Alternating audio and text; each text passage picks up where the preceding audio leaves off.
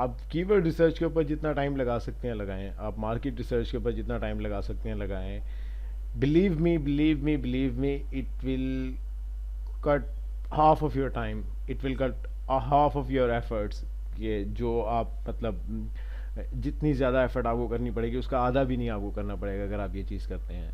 इसीलिए सिर्फ यही वजह थी कि मुझे इसके ऊपर इतना टाइम लगाना पड़ा। एनीवेज, तो स्टार्ट करते हैं। Today's topic is keyword difficulty and keyword competition. So keyword difficulty and keyword competition, एक चीज़ मैं थोड़ा सा क्लियर करूं कि हम लोग इस चीज़ को कंफ्यूज भी करते हैं कि ये दोनों चीज़ें सेम होती हैं। एट सम पॉइंट ये चीज़ें सेम भी होती हैं, बट ये दोनों चीज़ें हैं भी डिफरेंट। मैं इसको स्टेप बाय स्टेप जो है वो क्लियर करूँगा कि कीवर्ड डिफ़िकल्टी और कीवर्ड कंपटीशन दोनों के सेम होने में और इनके डिफरेंट होने में कौन से एस्पेक्ट हैं जो जो अपना किरदार अदा करते हैं, जो जिसकी बेस पे हम कहते हैं कि keyword competition is different and keyword difficulty is different. So सबसे पहले हम आते हैं कीवर्ड डिफ़िकल्टी की तरफ। What is keyword difficulty? How important it is to understand, how it can help you, the mystery behind keyword difficulty, what factors are involved in keyword difficulty, what factors we should consider or we should see uh, to narrow down our list of keywords which we have generated। ये वो सारे answers हैं जिनको समझना आपके लिए बहुत ज़रूरी है। इसीलिए मैं आपको कह रहा हूँ कि इस टॉपिक की तरफ थोड़ा सा ज़्यादा तवज्जो दीजिएगा, इसके ऊपर ज़्यादा फोकस कीजिएगा, बिकॉज ये वो फाइनल स्टेज होती है जहाँ से आपने ये चीज़ डिसाइड करनी है कि क्या मुझे इस कीवर्ड को टारगेट करना चाहिए, या अगर मेरे पास ये लिस्ट जनरेट हुई हुई है कीवर्ड्स की तो मैं इसमें से वो कौन से कीवर्ड हैं जो मेरे लिए आसान हैं, या वो कौन से कीवर्ड हैं जिनकी तरफ मुझे जाना चाहिए, जिनके ऊपर मुझे फोकस करना चाहिए।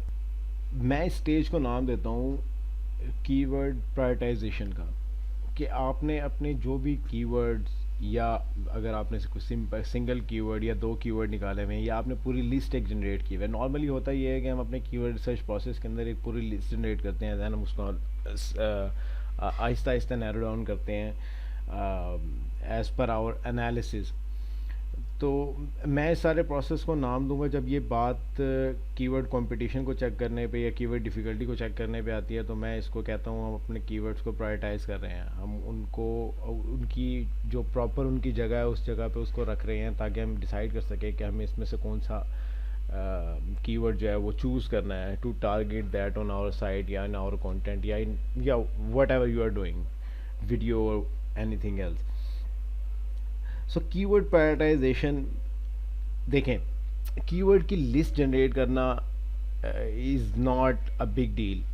मतलब आपने कुछ फैक्टर्स अपने सामने रख लिए हैं दैट कि उनका सीपीसी अच्छा होना चाहिए, उनकी ट्रैफिक वॉल्यूम ज़्यादा होना चाहिए, उनका वो लॉन्ग टेल हो या वो सेमी लॉन्ग टेल हो, सही है, वो हेड कीवर्ड्स हों, वो बॉडी कीवर्ड्स हों या टेल कीवर्ड्स हों, वो मतलब इन बेसिस के ऊपर आप अपनी एक लिस्ट जनरेट कर लेते हैं। जो हार्ड पार्ट होता है मेरी नज़र में, वो हार्ड पार्ट होता है कि आपने वो कौन सा कीवर्ड है, उस कीवर्ड को चूज़ करना, वो कौन सा कीवर्ड है जिसको आप सर्च इंजन में पहले पेज पे रैंक कर सकते हैं, या उसको रैंक आप नहीं कर सकते। मतलब ये इंफॉर्मेशन हासिल करना और फिर उस इंफॉर्मेशन की बेस पे अपना एसईओ प्लान सेटअप करना या अपनी स्ट्रेटजी डिज़ाइन करना, कि जिसको आप फॉलो करते करते आप उसको फर्स्ट पेज पे या फर्स्ट पोजीशन पे जो है वो रैंक कर सकते हैं। मैं फर्स्ट पेज और फर्स्ट पोजीशन थोड़ी सी इस वजह से भी कर रहा हूँ कि कुछ लोगों को इसमें होता है कि जी कंफ्यूजन होती है कि जी हमने फर्स्ट पोजीशन पे रैंक करना होता है, ये हमारा टारगेट होता है। मेरी नज़र में the target should be your first page. जब आप फर्स्ट पेज पे आ जाते हैं और अपने कोई आप ऐसा स्पॉट जो है वो बना लेते हैं, तो ऑटोमेटिकली अगर आप कंसिस्टेंट हैं तो ऑटोमेटिकली वो ऊपर की पोजीशंस पे मूव करता रहता है, बशर्ते कि वहाँ पे कोई CNN.com या एनीथिंग या इस तरह की कोई साइट ना हो। एनीवेज, सो कीवर्ड प्रायोरिटाइजेशन, देखें, कुछ टूल्स होते हैं जिनके अंदर ये फीचर बिल्ड होता है, that is called keyword difficulty. या कीवर्ड कॉम्पिटिटिवनेस। मतलब वो आपको एक मेजरमेंट देते हैं, एक एक प्री जनरेटेड मशीनिक एल्गोरिथम जनरेटेड जो है वो देते हैं, जिसकी बेस पे वो आपको बताते हैं कि ये कीवर्ड इतना डिफ़िकल्ट हो सकता है। मतलब ये एक नंबर होता है जो 1 से लेके 100 तक होता है, and it they will tell you कि ये इतना डिफ़िकल्ट है। अब इस सारे प्रोसेस को समझना कि वो जो नंबर आपको बता रहे हैं वो किन फैक्टर्स पे बेस करता है, उन फैक्टर्स को समझना ही सारी गेम है। कि क्या ये जो डिफ़िकल्टी इसकी 60 प्लस आ रही है वो किस बेस पे दिखा रहा है। मतलब 60 प्लस वो इसके कंटेंट की वजह से दिखा रहा है, वो इसके बैकलिंक्स की वजह से दिखा रहा है, किन चीज़ों के ऊपर बेस करता है। तो it is keyword difficulty is all about knowing the hidden factors behind that keywords competition या that keyword strength. So what is keyword difficulty?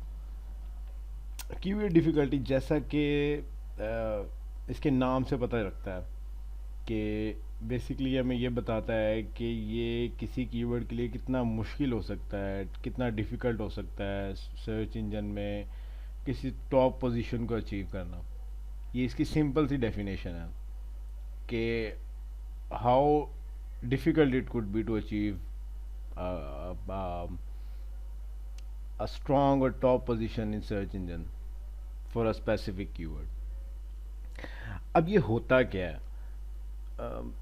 मैं इसको सिंपल अल्फाज में इस तरह समझाने की कोशिश करूँ। ये हर जो भी कीवर्ड रिसर्च टूल है या जो भी हमारे इंडस्ट्री में टूल्स पाए जाते हैं, ये उन्होंने एक मेजरमेंट डिज़ाइन किया हुआ है, एक एल्गोरिथमिक मेजरमेंट डिज़ाइन किया हुआ है, जो जिसके बैक एंड पे बहुत सारे फैक्टर्स होते हैं। जो मतलब अगर हम आज से 2 या 3 साल पहले या 4 साल पहले चले जाएं तो there was no keyword difficulty score. I think the all stuff was manual. आपको मैनुअली ये सारी चीज़ें डिटरमिन करनी पड़ती थी। तो उस मैनुअल प्रोसेस को बेसिकली उन्होंने ऑटोमेट किया है इस शेप में, इस कीवर्ड डिफ़िकल्टी जो फैक्टर है उसकी शेप में। तो बेसिकली ये हमारा थोड़ा सा काम आसान कर देता है। कुछ लोग इस चीज़ को फॉलो करते हैं, कुछ लोग इस चीज़ को फॉलो नहीं करते, लेकिन as far as my knowledge is concern that it is time to take this into consideration, क्योंकि आगे आने वाली जो आगे आने वाला टाइम है वो इन चीज़ों को मज़ीद इवॉल्व करता जाएगा और ये चीज़ें मज़ीद इम्प्रूव होती जाएंगी। और ये इसी तरह से इस तरह के जो मेजरमेंट्स हैं या इस तरह की जो स्केल्स हैं उनके अंदर चीज़ें इन्वेंट होती जाएंगी, आप इसको इस तरह से कह सकते हैं। अब ये कीवर्ड डिफ़िकल्टी ये किसी एक का बनाया हुआ कोई मेजरमेंट नहीं है। मतलब कि हम ऐसे कह लें कि जैसे जो भी हमारे जैसे फेमस टूल्स हैं, सेमरश है, एचरफ है, मोज है, जो प्रोमिनेंट है। मतलब अगर हम इसको इस तरह से कहें कि ये किसी एक का डिज़ाइन किया हुआ टूल है तो ये इस तरह से नहीं है। हर टूल के अंदर ये फैक्टर किसी ना किसी शेप में, किसी ना किसी नाम से मौजूद है। जैसे एचरफ के अंदर ये कीवर्ड डिफ़िकल्टी या कीवर्ड कॉम्पिटिटिवनेस के नाम से मौजूद है, सेमरश के अंदर कीवर्ड डिफ़िकल्टी के नाम से मौजूद है, मोज के अंदर कीवर्ड डिफ़िकल्टी के नाम से मौजूद है। इसी तरह से एक टूल है कीवर्ड फाइंडर, KW फाइंडर, उसके अंदर भी ये कीवर्ड डिफ़िकल्टी की शेप में मौजूद है। लेकिन बेसिकली सबका काम तकरीबन एक ही है। कुछ टूल्स के इसको हैंडल करने के या कुछ टूल्स के इसको एनालाइज करने के फैक्टर्स डिफरेंट हो सकते हैं, लेकिन जो जो इसका कंक्लूजन है वो सब टूल्स का एक ही है कि आपको ये बेसिकली बताना चाहता है कि ये कितना आसान या कितना मुश्किल हो सकता है। जिस कीवर्ड के बारे में आप चेक कर रहे हैं उसका जो नंबर आपको शो कर रहा है, ये कितना आसान या कितना मुश्किल हो सकता है इस कीवर्ड को रैंक करना एक अच्छी टॉप पोजीशन पे सर्च इंजन में। Simple is that. Keyword difficulty जो है वो दो चीज़ों के ऊपर बेस करती है। यानी कि अगर हम इस चीज़ को मज़ीद क्रॉल करना चाहें, मज़ीद इसमें डीप डाइव करना चाहें तो, और ये जानना चाहें कि वो कौन सी चीज़ें हैं जिनकी बेस पे कीवर्ड डिफ़िकल्टी हमें एक नंबर बताया जाता है, तो इसको सिंपल अल्फाज में इस तरह से हम कंक्लूड करेंगे कि there are two important factors, और ऐसा नहीं है कि सिर्फ ये दो फैक्टर्स हैं, लेकिन टू इम्पोर्टेंट फैक्टर्स जिनकी बेस पे एक हमें एस्टिमेटेड कीवर्ड डिफ़िकल्टी नंबर जो है वो दे दिया जाता है। वो है पीए और डीए। पीए और DA, I am sure that सब लोगों को जो इस फील्ड से थोड़ा सा रिलेटेड है they might aware of that, लेकिन बहुत कम लोगों को शायद इस बात का भी पता हो कि कीवर्ड डिफ़िकल्टी जो है वो बेसिकली इन चीज़ों के ऊपर डिफ़ाइन की जाती है। मतलब इन चीज़ों को, इनका जो स्कोर होता है उन स्कोर्स को कंबाइन करके एक एवरेज जो है वो निकाली जाती है, and that indicates us the keyword difficulty score. So page authority and domain authority, यानी कि अगर हम इस चीज़ को समझना चाहें कि व्हाट इज़ कीवर्ड डिफ़िकल्टी, तो इसको आसान अल्फाज में हम इस तरह से कंक्लूड करेंगे कि सर्च इंजन में एक स्पेसिफिक कीवर्ड के जो रिज़ल्ट्स होते हैं, टॉप 10 रिज़ल्ट्स, उनका जो पीए और डीए का जो स्कोर होता है, उनकी एक एवरेज, वेटेड एवरेज उसको बोलते हैं, वो इस स्कोर को, जो कीवर्ड डिफ़िकल्टी का स्कोर होता है, उसको डिफ़ाइन करती है। That is the most simple and understandable conclusion in my point of view. So ये चीज़ क्लियर होगी कि जो कीवर्ड डिफ़िकल्टी होती है वो इन दो फैक्टर्स के ऊपर, दो इम्पोर्टेंट फैक्टर्स के ऊपर बेस करती है। अब आ जाते हैं, ज़रा एक लुक देते हैं कि लेट मी शो यू कि what exactly is keyword difficulty, ये किस तरह से शो होती है डिफरेंट टूल्स के अंदर। सबसे पहले हम आ जाते हैं मोज की तरफ। ये देखें, ये मैंने एक जस्ट ऐसे ये कीवर्ड टाइप किया है उसको देखने के लिए कि इसका कीवर्ड डिफ़िकल्टी स्कोर ये बता रहा है, ठीक है। इसी तरह से अगर हम लॉन्ग टेल प्रो के अंदर जाएं तो इसमें भी बताता है, ये देखें, इसको ये शो करता है कीवर्ड कम्पेटिटिवनेस के हिसाब से, इट्स शोइंग 46। फिर हम इसको देख लेते हैं एचरफ में, ये इसका कीवर्ड डिफ़िकल्टी शो होता है। अच्छा, एक और चीज़ मैं बताना चाहूँगा कि ये जितने भी टूल्स हैं, ये मैंने कुछ टूल्स शो किए हैं जिनके अंदर ये फीचर इस तरह से ये दिखाया जाता है, लेकिन ये जितने भी टूल्स हैं उन सब के अंदर इनकी अपनी एक अंडरस्टैंडिंग है, इनको कंक्लूड करने की, स्कोर को कंक्लूड करने की अपनी अंडरस्टैंडिंग है। लेकिन अगर ये जो यूनिवर्सल मिथ है ना, वो है टू कंक्लूड इट, यानी कि ये लोग भी इस्तेमाल करते हैं, ऐसा नहीं है। ये जो इंडिकेशन है P A and D A, ये जो बेसिकली जो जो जिसे कि इन्वेंट किया हुआ है, ये मोज का इन्वेंट किया हुआ है, लेकिन बाकी सब टूल्स भी इस इंडिकेशन को इस्तेमाल करते हैं इस चीज़ को कंक्लूड करने में, कीवर्ड डिफ़िकल्टी है, कीवर्ड कॉम्पिटिटिवनेस या कीवर्ड कंपटीशन को कंक्लूड करने के लिए। तो अब आ जाते हैं, ये देखें पी ए डी ए। वैसे तो पी ए डी ए आपको, अगर आप मोज की एक्सटेंशन, वो मेरे इस ब्राउज़र में इस वक्त नहीं हुई, लेकिन अगर आप उसको शो करें और आप सर्च इंजन में कोई भी चीज़ सर्च करते हैं तो आपको उसका पी ए डी ए एक नीचे बार की शेप में शो करता है। फ़िलहाल हम इससे ही मतलब समझाने की मैं आपको कोशिश करता हूँ कि ये इन पेजेस जो इस कीवर्ड, स्पेसिफिक कीवर्ड के ऊपर जो पेजेस रैंक कर रहे हैं, उन पेजेस का पी और डी ए शो कर रहा है। Why it is showing us this here, it is an indication simply. सबसे पहले आ जाते हैं डीए की तरफ। What is DA? As we all know that it's called domain authority. जैसे कि नाम से ही जाहिर है कि आपके डोमेन की अथॉरिटी का एक नंबर की मेजरमेंट, आपके डोमेन की अथॉरिटी की मेजरमेंट जो है वो एक नंबर के थ्रू की जा रही है। The higher the number is the most authoritative domain you have. मतलब आपका डोमेन उतना ही पावरफुल है जितना ये नंबर ज़्यादा बड़ा है। जितना ये नंबर कम है, इसका मतलब है आपकी डोमेन की अथॉरिटी या आपकी डोमेन की पावर कम है। अच्छा, अब आ जाते हैं डोमेन अथॉरिटी को कंक्लूड किन बेसिस पे किया जाता है। डोमेन अथॉरिटी को प्योरली आपकी लिंक प्रोफाइल या आपके रेफरिंग डोमेन्स जो होते हैं उनकी बेस पे कंक्लूड किया जाता है। लेकिन जैसे फॉर एग्जांपल कि अगर आपकी साइट के रेफरिंग डोमेन्स या आपकी बैकलिंक प्रोफाइल जो है आपके डोमेन की, वो काफ़ी ज़्यादा है, उसमें रेफरिंग डोमेन्स काफ़ी ज़्यादा हैं, तो चांसेस हैं कि आपका डीए जो है वो ज़्यादा अच्छा होगा। लेकिन इसमें बहुत सारी मैनिपुलेशंस भी आ जाती हैं, बहुत सारे टैक्टिक्स भी आ जाते हैं। कुछ लोग इन चीज़ों को कुछ टूल्स के ज़रिए, कुछ ऑटोमेटेड टूल्स के ज़रिए, कुछ स्पैमी लिंक के ज़रिए जो है वो बढ़ाना जानते हैं या बढ़ाते हैं। But believe me, all those things were go in when. सब चीज़ें ज़ाया हो जाएंगी। बिलीव मी, जो जो कंसिस्टेंट और जो लॉन्ग टर्म वर्क है सिर्फ वही टिकेगा। Everything will be banished. ये सब चीज़ें टेम्परेरी होती हैं, लेकिन आपको इनके जो नुकसान है, जो आपके इनके लॉसेस है, वो बड़े लॉन्ग टर्म में आपको फेस करना पड़ सकते हैं। So my suggestion is to be wise. Anyways, come back to the topic. अच्छा, ये जो PADA होता है, ये बेस करता है, ये डाटा होता है, एक एल्गोरिथम है जिसे हम बोलते हैं मोस्केप वेब इंडेक्स। सही है। ये मोस्केप वेब इंडेक्स जो होता है, ये बहुत सारी चीज़ों को कंक्लूड करता है और उसके बाद ये नंबर देता है। ये PA और DA के जो नंबर होते हैं, उसमें आपका लिंक काउंट्स भी आ जाता है, उसमें आपका मोस्ट ट्रस्ट को वो काउंट करता है, मोस्ट रैंक को वो काउंट करता है, और भी इसके अलावा 40+ फैक्टर्स ऐसे हैं जिनको ये काउंट करता है, जिनको ये काउंट करके फिर ये PA और DA का नंबर डिफाइन करता है।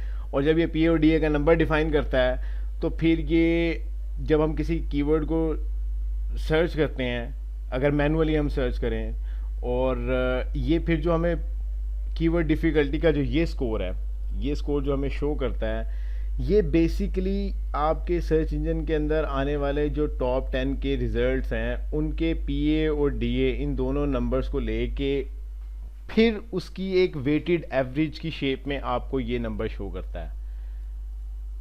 आई एम श्योर मैं इससे ज़्यादा प्रिसाइज नहीं हो सकता इस चीज़ को एक्सप्लेन करने के लिए। I am very very sure कि आपको ये समझ आ गया होगा। अच्छा, एक और चीज़, अब आ जाते हैं हम ज़रा PA की तरफ कि PA क्या है। PA भी इसी तरह एक नंबर है, लेकिन ये सिर्फ पेज लेवल तक जो है वो स्पेसिफिक पेज लेवल तक होता है सर्च इंजन में। यानी कि फॉर एग्जांपल आपका एक डोमेन है, उसका होम पेज है, फिर उसका एक इंटरनल पेज है। कभी कभार हमने ऐसा भी देखा होगा कि किसी कीवर्ड के ऊपर कुछ साइट्स के जो है वो इंटरनल पेजेस शो हो रहे होते हैं, तो उसकी वजह ये होती है कि उस इंटरनल पेज की अथॉरिटी इतनी ज़्यादा होती है कि वो होम पेज के बजाय उस पेज को फ्रंट पे शो करता है। सही है। ज़्यादातर ये चीज़ आपको जनरल नीचेस के अंदर देखने को मिलेगी, जैसे न्यूज़ साइट्स हो गई, या कोई ब्रॉडर टॉपिक हो गया, जो इन सारी चीज़ों को टेक नीच हो गया, जिसके अंदर आप मतलब आईफोन के बारे में सर्च कर रहे हैं, तो आपको रिव्यू का कोई इंटरनल पेज नज़र आ जाता है और वो उसको ज़्यादा वैल्यू दे रहा होता है। सो बेसिकली दोनों जो ये जो मैट्रिक्स हैं, DA और PA, ये भी इसी तरह से काम करते हैं जिस तरह से कीवर्ड डिफ़िकल्टी है। इनका भी यही स्केल होता है 0 से 100 तक का। लेकिन अब ये देखें कि ये एक जिसे कह लें आपके पायरामिड बन गई। सबसे ऊपर कीवर्ड डिफ़िकल्टी है, देन नीचे 2 PA और DA के, देन उसके नीचे जो है वो मज़ीद इसके फैक्टर्स आते रहते हैं। अब इसका मतलब क्या है कि पहले जो नीचे इसके जितने भी नीचे फैक्टर होते हैं वो कंक्लूड होते हैं, देन वो PA और DA को डिफाइन करते हैं कि उनका स्कोर क्या है, और देन PA और DA के स्कोर्स को कंबाइन करके, टॉप 10 रिजल्ट्स को कंबाइन करके हमें कीवर्ड डिफ़िकल्टी जो है वो दिए थे। अब आपको थोड़ा सा सिंपल तरीके में समझ आ जाएगी कि ये जो कीवर्ड डिफ़िकल्टी होती है, ये जब हम मैनुअल तरीके से किसी चीज़ की वर्थ का, किसी चीज़ जब हम मैनुअल तरीके से रिसर्च करते हैं किसी डोमेन का, किसी को जाके चेक करते हैं उसके लिंक प्रोफाइल, तो ये हमें वो उस मैनुअल तरीके से बेसिकली बचा लेता है। ठीक है, मैं इसका मतलब बिल्कुल ये भी नहीं कह रहा कि मैं इस चीज़ को कोई इंडोर्स कर रहा हूँ। I am just trying to clear you the concept behind this, क्योंकि लोग ज़्यादातर इस बारे में क्वेश्चन जो है वो पूछते रहते हैं, इस बारे में सवालात करते रहते हैं। आई एम श्योर ये आपको समझ आता है। एक और चीज़, बड़ी इंपॉर्टेंट चीज़ मैं यहाँ पे बताता चलूँ। कुछ लोग कहते हैं जी हमारी साइट का PA/DA जो है वो 20-30 हो गया है और देयर इज़ नो रिजल्ट। तो let me be very specific. जो PA/DA इंक्रीज़ करना 20 और 30 की रेंज में, it's not a difficult task, it's very easy. सही है। लेकिन उसको 70, 80, 60, 50+, ये DA PA की तरफ लेके जाना, it is something that needs your consistent work, that needs your consistent efforts, a proper plan, a proper strategy of a long term plan and strategy for at least 6 to 8 months or whatever. It depends on your niche. ये जो मोज का ये algorithm है, एक और चीज़ भी, कुछ लोगों के सवाल ये भी होते हैं कि जी हमारा PA इतना था, हमारा DA इतना था, देन ये इतना इंक्रीज़ हो गया, तो ये क्यों हो गया है। उसका जवाब इस तरह से है कि ये मोज का ये जो एल्गोरिथम है, ये कॉन्स्टेंटली अपडेट होता रहता है, तो इसमें फ्लक्चुएशन आती रहती है, कभी आपको कम दिखाता है, कभी आपको ज़्यादा दिखाता है। उसकी रीज़न ये होती है that you might not be doing something और you might be doing something wrong. Simple is that. चलें, अब आपको ये सब समझ आ गई तो अब आपके जहन में एक ही सवाल होगा कि सर हमें समझ आ गई, ठीक है, ये सारी चीज़ें इस तरह से कंक्लूड होती हैं, लेकिन हम इस चीज़ से अब क्या अजम्पशन लें कि हमें अगर एक कीवर्ड का let's say keyword difficulty score जो है वो 30 दिया, तो अब हम इससे क्या लें कि हम इसको किस तरह से परसू करें, हमें क्या रिक्वायरमेंट्स हमारी होंगी, हमें क्या करना चाहिए। Keep that in your mind. जो मैं भी अप्रोच आपको बताने लगा हूँ ये एक प्री डिफाइंड अप्रोच है, जो इन टूल्स की अप्रोच है जिन्होंने ये इंडिकेशंस या जिन्होंने ये फैक्टर्स इन्वेंट किए हैं, ठीक है। आप इनको ले भी सकते हैं, आप इनके अंदर अमेंडमेंट भी कर सकते हैं, आप इनके अंदर मतलब अपना इनपुट भी डाल सकते हैं, ठीक है, अपना एनालिसिस, अपनी अपनी रिसर्च भी डाल सकते हैं to conclude the more accurate and more strong indication. Normally होता क्या है कि ये टूल्स आपको एक जो कैलकुलेट करके कीवर्ड डिफ़िकल्टी देते हैं वो बेस करता है इनके रेफरिंग डोमेन्स के ऊपर, ठीक है। अगेन मैं रेफरिंग डोमेन्स कह रहा हूँ, इंडिविजुअल लिंक्स नहीं। इंडिविजुअल लिंक्स और रेफरिंग डोमेन्स में ज़मीन आसमान का फ़र्क है। आपको रेफरिंग, ये जो जिन चीज़ों को कंक्लूड करते हैं वो रेफरिंग डोमेन्स हैं। कुछ इनके प्री डिफाइंड रूल्स हैं कि अगर किसी कीवर्ड का कीवर्ड डिफ़िकल्टी अगर किसी कीवर्ड की 10 है तो आपको उसको आउट रैंक करने के लिए 10 to 12 डोमेन चाहिए, रेफरिंग डोमेन्स चाहिए, ठीक है। अगर किसी का 20 है तो आपको 22 से 25 के दरम्यान में, अगर किसी का 30 है तो आपको 35 से 40 के दरम्यान में, मतलब ये इनके कुछ इस तरह से बनाए हुए आपके रूल्स हैं। But again it's a theoretical approach. मैं आपको कभी भी ये सजेस्ट नहीं करूँगा कि आप इस चीज़ को इस तरह से अपने माइंड में रखें कि अगर किसी कीवर्ड की कीवर्ड डिफ़िकल्टी जो है वो 30 है तो इसका मतलब है आपको 30 से 35 डोमेन्स या 35 से 40 डोमेन्स जो है वो रेफरिंग डोमेन्स चाहिए होंगे उसको आउट रैंक करने के लिए। ऐसा होता भी है और ऐसा नहीं भी होता। ऐसा होता किस सेंस में है कि अगर आप ने वाकई में उस कीवर्ड को आउट रैंक किया करना है तो उसमें आपके रेफरिंग डोमेन्स की क्वालिटी बड़ी मैटर करती है। उसमें आपके रेफरिंग डोमेन से आप किस तरह से लिंक गेन करते हैं वो मैटर करता है, वो वे मैटर करती है। आप उनसे स्पैमी, आप उनसे कमेंट्स के थ्रू लेते हैं, आप उनसे गेस्ट पोस्ट के थ्रू लिंक लेते हैं उन डोमेन से, ठीक है, और आप उनसे किस किस्म का लिंक लेते हैं, मतलब लिंक की भी डाइवर्जन है, ठीक है। तो अगेन मैं इस चीज़ को कभी भी इस तरह से रिकमेंड नहीं करता, लेकिन just to explain you the interpretation of keyword difficulty कि हम इसको किस तरह से लें। तो इसकी जो प्योर नेचर है वो ये है कि आप उसके मतलब एक प्री डिफाइंड रूल है कि अगर कीवर्ड डिफ़िकल्टी 10 है तो उसके लिए 10 to 15 जो है वो referring domain, strong referring domains जो है वो आपको चाहिए उसको आउट रैंक करने के लिए। But again it's a good indication and you should consider it. मेरी पर्सनल व्यू के अंदर अगर आप मुझसे पूछें कि अगर मैं कीवर्ड डिफ़िकल्टी या कीवर्ड कम्पेटिटिवनेस को जो है वो किस तरह से लेता हूँ, तो from 20 to 35 for me I think it is for me, not for me but for most of you, it is quite easy. For 35 for 36 to 50 keyword difficulty score मैं उसको लूँगा कि ये थोड़ा सा मिडल स्पॉट उसको दूंगा कि ये थोड़ी सी एफर्ट टेकिंग है। From 51 to 70 keyword difficulty score मैं इसको प्रीटी टफ कहूँगा। ये थोड़ा सा लॉन्ग टर्म प्लान करना पड़ेगा इसके लिए कोई स्ट्रेटजी प्रॉपर बनानी पड़ेगी। और मैं सीधी सी आपको बात बताऊँ, ये सारी चीज़ें एंड में आके एग्जाम्प करेंगी आपकी अपनी जो यानी कि आपकी जो सिलेक्शन है कि आप किस कीवर्ड डिफ़िकल्टी स्कोर को किस वे में लेते हैं कि आपके लिए टफ़ है, इजी है या नहीं।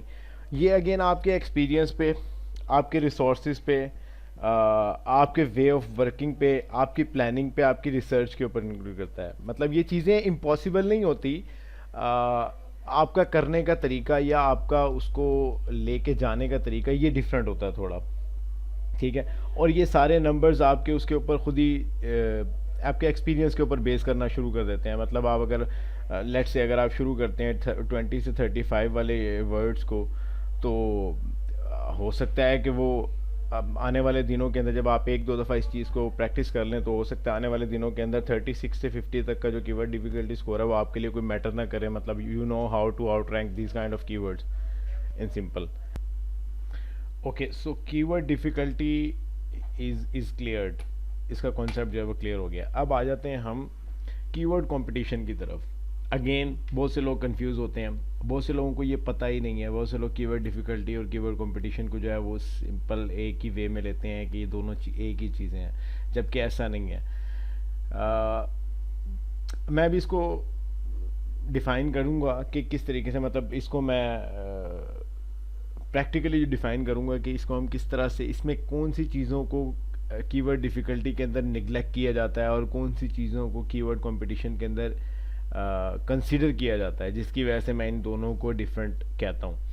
देखिए, जिस तरह से मैंने पहले ही बताया था कि ये जो टूल्स हैं, जो मोज या बाकी जितने भी कीवर्ड रिसर्च टूल्स हैं, ये जो आपको कीवर्ड डिफ़िकल्टी बताते हैं, ये इनका एक एस्टिमेटेड और एक कैलकुलेटेड, सही है, एल्गोरिथम है जिसकी बेस पे ये बताते हैं। जो सबसे बड़ा डेफिसिट है इस चीज़ के अंदर, जिसको जिस इस सारे स्कोर के अंदर जिस चीज़ को ये निगलेक्ट करते हैं, वो है ऑन पेज फैक्टर्स। ये ऑन पेज फैक्टर्स को कीवर्ड डिफ़िकल्टी का जो स्कोर होता है उसके अंदर काउंट नहीं करते। माइट भी कोई एक आधा टूल, जैसे शायद एचरेफ जो है वो इसके कंटेंट क्वालिटी है इन चीज़ों को कंसीडर करता हो, लेकिन नॉर्मली जितने भी टूल्स हैं वो ऑन पेज फैक्टर्स को इसके अंदर शामिल नहीं करते। ऑन पेज फैक्टर जैसे फॉर एग्जांपल आपका कीवर्ड इन टाइटल, आपके कंटेंट की क्वालिटी, आपका परमालिंक, सही है, मतलब इस तरह की चीज़ें जिनको ये कंसीडर करते हैं, आपकी कीवर्ड पोजीशनिंग वगैरह। So keyword competition is different but not different from keyword difficulty. It's a confused topic, but I will try my level best to explain you. So let's say guys, you have a keyword that is that have high search volume, and the CPC is very good and the commercial intent is very good, and now the thing you have to do is check its keyword difficulty and keyword competition. Keyword competition आप manually check करेंगे तो ये ज़्यादा बेहतर है, और ये manually ही आपको सही तरह से इंडिकेशन देगा, जिसे कहते हैं ना मैनुअल रिसर्च, वो आपको सही तरह से इंडिकेशन देगा कि इसका कीवर्ड कंपटीशन किस तरह से है। सो चलें, लेट्स स्टार्ट करते हैं। Let's say you want to check competition for any keyword, let's if you are in tech निच,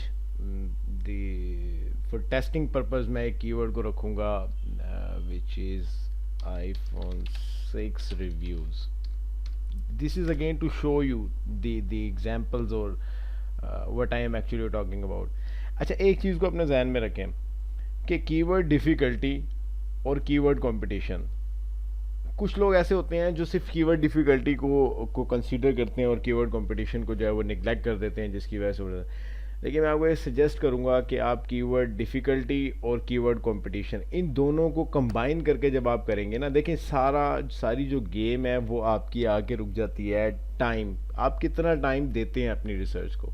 अगर आप अपनी रिसर्च को टाइम देते हैं, लेट्स से मैं आपको इसी चीज़ से एग्जांपल दे देता हूँ। आपने ये कीवर्ड टाइप किया और आपने इसके ऊपर डोमेन्स देखे, आपने इसके ऊपर साइट देखी, जैसे देखें ये टेक रेडार आ रहा है, trusted reviews, GSM arena, know your mobile, CNET, Macworld, phone arena, Engadget, expert views. अब ये ऐसी साइट है जिनको देख के लोग फ़ौरन भाग जाते हैं कि नहीं यार ये मतलब इसको हमने नहीं करना, और जो कि राइट भी है। मतलब ये काफ़ी टफ साइट्स हैं, ये काफ़ी बड़ी साइट्स हैं, आपको देखते ही अंदाज़ा हो जाता है कि नहीं यार ये जो है वो हमारे काबिल नहीं है। लेकिन बिलीव मी, अगर आप इन चीज़ों के ऊपर थोड़ा सा टाइम लगाना शुरू करें तो आपको इन्हीं में से कोई ऐसा स्पॉट मिल सकता है, इन्हीं में से आपको कोई ऐसा कॉम्पेटिटर आपको मिल सकता है जो वीक है, जिसका स्पॉट आप ले सकते हैं, सही है। अगेन जो कीवर्ड डिफ़िकल्टी है और कीवर्ड कंपटीशन है, मैं इनको डिफरेंट इसी वे में करता हूँ कि कीवर्ड कंपटीशन जब आप मैनुअली चेक करते हैं, जब मैनुअली एनालिसिस करते हैं, तो वो आपको बहुत सारी बातों का जवाब दे देता है जो वो कीवर्ड डिफ़िकल्टी स्कोर आपको जो टूल्स बता रहे होते हैं वो नहीं देता। बट अगेन कंबाइन इट, दोनों को कंबाइन करके चलें, दोनों कंबाइन करने से आपको एक बड़ा अच्छा एस्पेक्ट जो है वो मिलेगा। चलें, लेट्स से हमने iPhone 6 रिव्यूज़ चेक किया और अब हम इसको देखते हैं, हमें देख के पता लगता है नहीं यार ये हमारे लिए नहीं है, तो रन अवे फ्रॉम। उसकी वजह क्या है कि जितनी भी ये साइट्स हैं, जितनी भी अथॉरिटी साइट्स हैं, वो इसको प्रमोट कर रही होती हैं, वो इसका रिव्यू दे रही होती हैं, या उससे उन्होंने इसके बारे में लिखा होता है। काफ़ी ई कॉमर्स साइट होती हैं, काफ़ी होती हैं जो इस चीज़ को सेल करने के लिए रिव्यू लिखती हैं, सही है, तो हमें एक इंडिकेशन मिल जाता है कि नहीं यार यहाँ पे हमारे लिए कोई स्पॉट अवेलेबल नहीं है, राइट। और हम शायद चौथे या पांचवें पेज पे भी अपनी जगह ना बना सके, ठीक है। अब अगर हम इसकी जगह पे एक और कीवर्ड टाइप करते हैं, लेट्स से के बेस्ट उर्दू टाइपिंग टूल। अब अगर हम इसको देखते हैं तो इसके ऊपर हमारे पास 1 2 3 4 5, मतलब ये लिस्ट जो है वो हमें इंडिकेट करती है, देखें लोकल साइट्स हैं, सारी सारी लोकल साइट्स हैं, तो ये चीज़ हमें इंडिकेट करती है कि हाँ यार ये एक ऐसा कीवर्ड है जिसके ऊपर हम कुछ ना कुछ एफर्ट करें और हमें वीक पॉइंट्स जो है। देखें कीवर्ड कंपटीशन एनालिसिस करना सिंपल इज़ दैट कि आप वीक पॉइंट्स ढूंढ रहे हैं अपने कंपेटिटर्स के, कि आप किस तरह से इस चीज़ को जो है वो रैंक कर सकते हैं, इसमें कोई अपना स्पॉट बना सकते हैं। ये जो स्पॉट आ रहे हैं जैसे फॉर एग्जांपल ये साइट है, उसके अलावा ये हमारी वेब है, उसके अलावा ये MB इलाल, सही है, ये साइट्स ऐसी हैं, मोहम्मद नियाज .net, ये साइट्स ऐसी हैं जिनके दरमियान में आप अपना कोई ना कोई स्पॉट जो है वो बना सकते हैं, ठीक है। बेसिकली आपको इंडिकेशन मिल रही है कि किस कीवर्ड को आपको देखने से ही पता लग जाएगा कि इसमें मेरी जगह है नहीं। फिर कुछ चीज़ें ऐसी होती हैं, अब जो हम आगे मैं जो अब यहीं से जो अब आगे शुरू करने लगा हूँ वो यही आपको बताने लगा हूँ कि कुछ चीज़ें आपको ऐसी होती हैं जिसमें आपको डीप डाइव करना पड़ता है, कुछ ऐसे निचेस के अंदर भी जहाँ पे आपको वो स्पॉट या वो चीज़ ढूंढनी पड़ती है कि हाँ यहाँ पे मेरी जगह बन सकती है, जबकि वो ऑलरेडी काफ़ी कॉम्पिटिटिव होती है, ठीक है। इसी तरह से हम एक और कीवर्ड टाइप करते हैं, लेट्स से best AdSense alternatives for bloggers. अब ये कैसा कीवर्ड है, ये देखें, ये भी तकरीबन ऐसे ही कीवर्ड्स हैं जिनको नॉर्मल ब्लॉग्स ने, हमारे जैसे इंडिविजुअल ब्लॉग्स ने जो है वो टारगेट किया हुआ है। ऐसा नहीं है कि ये साइट्स को बहुत ज़्यादा वीक हैं या बहुत ज़्यादा, लेकिन ये एक इंडिकेशन है कि यहाँ पे अथॉरिटी साइट्स जैसे CNN.com, न्यूयॉर्क टाइम्स, CNET.com, वो देखें, एक चीज़ सिंपल सी समझे, हमने फर्स्ट पेज को टारगेट करना है, हमने फर्स्ट पोजीशन को टारगेट नहीं करना है। जब आप इन जगहों में से किसी जगह पे अपना स्पॉट बना लेंगे तो ultimately you will be at this spot in some time if you put some effort or if you put some energy on it, right। सबसे पहली चीज़ जो हमने देखनी है अपने competitors को एनालाइज करते हुए, ये मैं कुछ पॉइंट्स आपको बताऊंगा जिसकी बेस पे आप ये समझ जाएंगे कि व्हाट इज़ कीवर्ड कंपटीशन, मतलब हम इसको किन किन पॉइंट्स पे अज्यूम करते हैं, किन वीक पॉइंट्स को या किन पॉइंट्स को कंक्लूड करते हैं हम, कि जो हमें इंडिकेशन देते हैं कि हमें इस कीवर्ड की तरफ जाना चाहिए या नहीं जाना चाहिए। सबसे पहले तो अगेन मैंने वो बताया था कि मोज की अगर आप एक्सटेंशन कर लेंगे तो वो यहाँ पे आपको PADA जो है वो इसका शो कर रहा होगा पेज का, सही है। इनमें सबसे पहली चीज़ हमने ये देखनी है कि कौन सा वो वीक पेज है या कौन से वो वीक पेजेस हैं जो हमारे लिए अपॉर्चुनिटी है कि हम इन पेजेस को आउट रैंक कर सकते हैं। किसी का अगर DA, किसी डोमेन का अगर DA कम शो कर रहा है तो ये एक अपॉर्चुनिटी है, किसी का अगर PA कम शो कर रहा है तो ये अपॉर्चुनिटी है आपके लिए, ठीक है। The next thing is referring domains, सही है।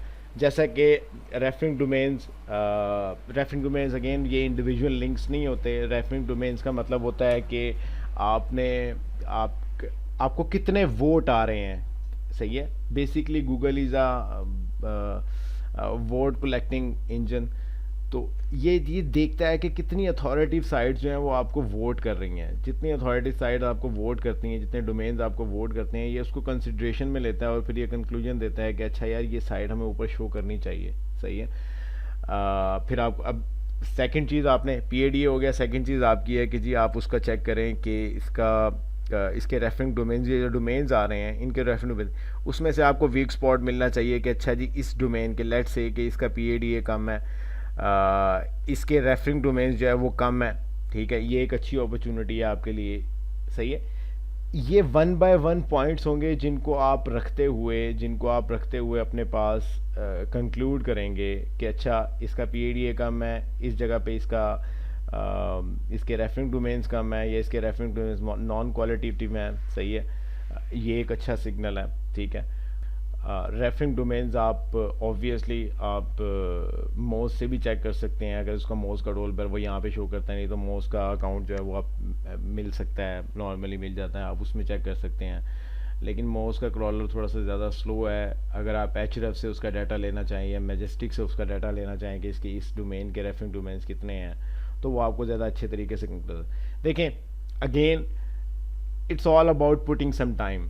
ऐसा नहीं है कि जस्ट आपने एक कीवर्ड डाला और आपको उसका सब कुछ मिल जाएगा और आपको ये समझ आ जाएगी कि अच्छा मुझे इस कीवर्ड के पीछे जाना चाहिए नहीं जाना चाहिए। जब आप, मैंने जिस तरह से वीडियो के स्टार्ट में कहा था, जब आप प्रॉपर रिसर्च प्रॉपर टाइम इसको देंगे, ख़ास तौर पे इस पार्ट को, selecting your nature, selecting your keywords, तो बिलीव मी आपका आधे से ज़्यादा जो आपकी एफर्ट आगे होने वाली है वो कम हो जाएगी, because you have put some effort, you have put some time on it to finding the best opportunities, finding the best weak points of your competitors, सही है, to outrank them, ठीक है। okay.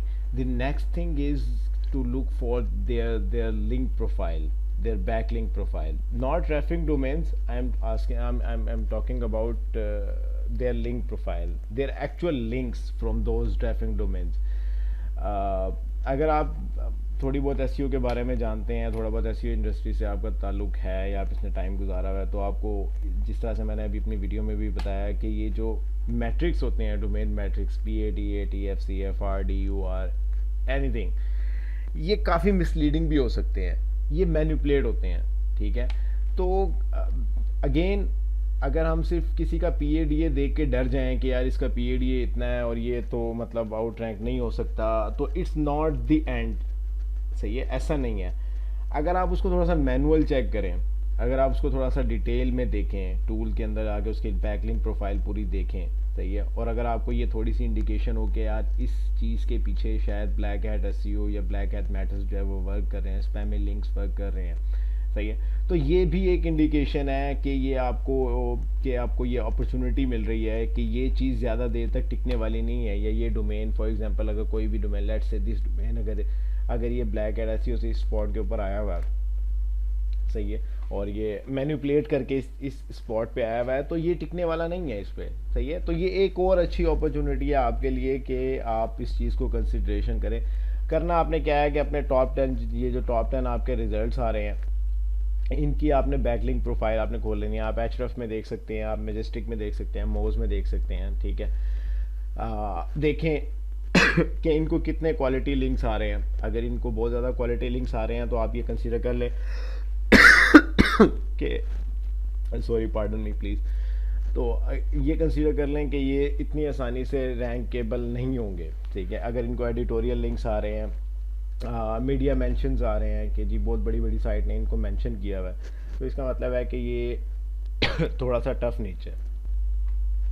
So basically it will indicate you कि ये चीज़ आपके लिए है या नहीं है, मतलब आपको ये आइडिया दे देगी, एक ब्रॉड आइडिया दे देगी, एक बेसिकली ये एक जिसे कह लें कि मज़ीद इंफॉर्मेटिव लेयर है जो आपको ये मज़ीद क्लियर कर देगी कि हाँ ये कीवर्ड या ये निच या ये डोमेन्स या आपके कंपेटिटर्स जो हैं ये कितने डिफ़िकल्ट हो सकते हैं, सही है। आप उनकी लिंक प्रोफाइल चेक करें, आपको अब बिलीव मी अगर आप थोड़ा सा इसमें टाइम लगाएंगे तो आपको बड़ा अच्छा रिजल्ट मिल जाएगा। आप उसकी लिंक प्रोफाइल देखें, उसमें स्पैमी कमेंट्स आपको नज़र आए, उसमें लो क्वालिटी PBNs नज़र आए, लो क्वालिटी गेस्ट पोस्ट नज़र आए, लो क्वालिटी मेंशंस नज़र आए, ठीक है, लो क्वालिटी आर्टिकल डायरेक्टरीज नज़र आए, तो ये आपके लिए बड़ी अच्छी इंडिकेशन है कि हम इस चीज़ को बड़ी इजीली आउट रैंक कर सकते हैं, सही है। It's not that hard. So again इस चीज़ को भी कंसीडर करना पड़ता है। नेक्स्ट जिस पॉइंट को आपने वेरीफाई करना है वो है कि जी उसकी ऑन पेज एसईओ में कौन से वीक पॉइंट्स हैं। उसकी ऑन पेज एसईओ के वीक पॉइंट्स आपको बड़ा बेनिफिट देंगे, बिलीव मी। जैसे कि उसके टाइटल में कीवर्ड है, उसका टाइटल वेल ऑप्टिमाइज्ड है या नहीं है, उसके टाइटल में वो कीवर्ड्स आ रहे हैं, उसके परमालिंक में वो कीवर्ड्स आ रहे हैं, देखें उसके परमालिंक में वो कीवर्ड्स आ रहा है, ठीक है। अगर आपने वही अगेन मोज की एक्सटेंशन अगर मैं कर ही लेता तो ज़्यादा बेहतर होता। अगर मोज की एक्सटेंशन आपने की हुई हो तो उसमें एक ऑप्शन होता है पेज एनालिसिस का। अगर आप उसमें पेज एनालिसिस के ऑप्शन पे जाएं तो वो आपको बता देगा कि इसने अपना कीवर्ड कहाँ कहाँ पे यूज़ किया हुआ है। देखें कुछ इंडिकेशंस ऐसी होती हैं जो बड़ी नॉर्मल हैं, ऑन पेज ऐसी हो बड़ी नॉर्मल इंडिकेशंस हैं। कीवर्ड इन टाइटल, कीवर्ड इन यूआरएल, ठीक है, keyword in H1 H2 headings, these kind of thing. अगर ये सारी चीज़ें ओके हैं, ठीक है, तो इट मीन्स वो ऑन पेज की तरह से ओके है। आपको मजीद दूसरी चीज़ों से उसके वीक पॉइंट्स ढूंढने पड़ेंगे। लेकिन अगर आपके कंपेटिटर में से कोई बंदा इन चीज़ों के अंदर लेजी है, ठीक है, और वो इन चीज़ों को फॉलो नहीं करता, it means that you have opportunity to outrank them by on page SEO factors जो उनकी वीकनेसेस हैं, राइट। देखें इस चीज़ से कोई भी डिनाई नहीं कर सकता कि on page SEO plays its role, सही है, लेकिन खाली ऑन पेज एसईओ या खाली off page SEO it will not be considered as good. There has to be a combination, there has to be a perfect balance to achieve the goals. The next indication you can consider is कि अगर आपको इस तरह की कोई भी ऐसी site नज़र आ जाती है, मैं आपको कुछ एग्जांपल देता हूँ, तो यकीन करें आपको सेलिब्रेट करना चाहिए कि आपको एक बड़ा ज़बरदस्त स्पॉट मिल गया है उस कीवर्ड के ऊपर जहाँ पे अपने आप को प्रैंक कर सकते हैं। लेट्स से कि अगर इस स्पॉट पे, ये जो स्पॉट है, इस स्पॉट पे कोई wordpress.com की कोई साइट हो या blogspot.com की कोई साइट हो, या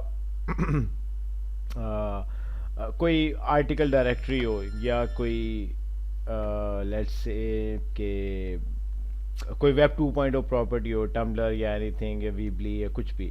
so it's an opportunity for you कि आप इस स्पॉट पे, जिस स्पॉट पे वो साइट इस तरह की है, आप उसको आउटरैंक कर सकते हैं। Believe me it will help you a lot कि आप किसी ऐसे कीवर्ड को उसका कंपटीशन चेक कर रहे हो, उसमें आपको किस तरह का वो मिल गया है, तो इट्स ए क्लियर इंडिकेशन कि आप इस जगह को आप ले सकते हैं अगर यहाँ पे वो साइट इस तरह की है। सेल्फ होस्टेड ब्लॉग नहीं है, कोई वेब 2.0 प्रॉपर्टी है, कोई प्रेस रिलीज की साइट है, कोई आर्टिकल डायरेक्टरी है, anything with low quality is up to you. And one more thing, अगर कोई ऐसी साइट आपको नज़र आ जाती है जो इन चीज़ों से थोड़ा सा पीछे है, मतलब कि जिसका PADA 10 से कम है, जिसका PADA या PA बिल्कुल 10 से कम है, मतलब इस तरह की कोई इंडिकेशन मिल जाती हो, तो it's a good thing, go for it. And the next and most important factor जिसको हम कभी भी निगलेक्ट नहीं कर सकते obviously is the content of those pages. आपको वन बाय वन अपने सारे कॉम्पिटिटर्स को जो है वो चेक करना पड़ेगा कि उनके साइट के ऊपर कंटेंट की क्वालिटी कितनी है, क्वांटिटी कितनी है, कंटेंट की का लेआउट किस तरह से है, किस किस किस्म की इंफॉर्मेशन उसने इंक्लूड की हुई है इसके अंदर,